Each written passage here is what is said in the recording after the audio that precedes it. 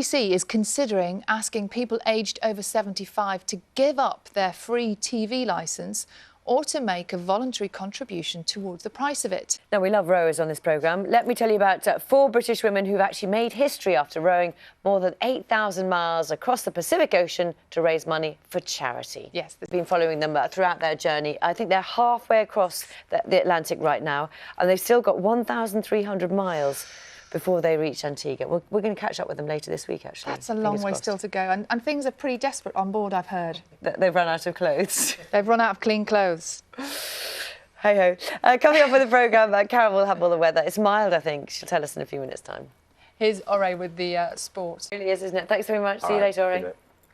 Now, schools are still closed and flights and public transport remain severely disrupted after one of the worst storms to hit the east coast of America since records began. At least 28 people have lost their lives as 5 states were caught in the grip of a huge snowstorm. Disruption in the nation's capital, Washington, is expected to continue with government buildings and schools remaining shut. But in New York, the ban on travel has now been lifted. The UK is vulnerable to epidemics because it lacks the capacity to manufacture vaccines, according to a group of MPs. The Science and Technology Committee also suggests the UK's response to the recent Ebola outbreak in West Africa was undermined by delays. Our health correspondent Adam Brimelow reports. Thank you very much. Now, by the end of last year, it's thought that more than 700 people had left the UK to join so-called Islamic State.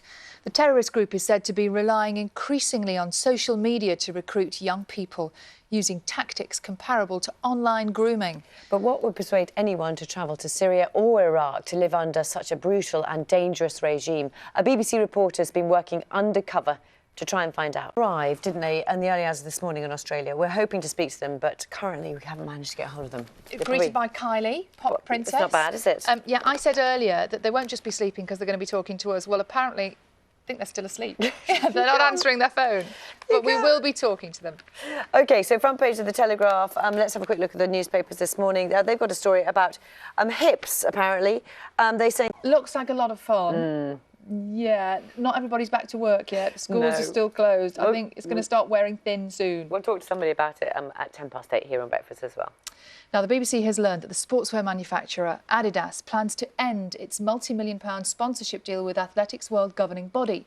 It's understood the company's decision is directly related to the doping scandal that has engulfed the sport. The IAAF says it's in close contact with all its sponsors and partners as it embarks on its reform process. Our correspondent Mark Daly has sent this exclusive report. On one of our main stories, and cities on America's east coast have spent the last few days caught in the grip of a huge snowstorm.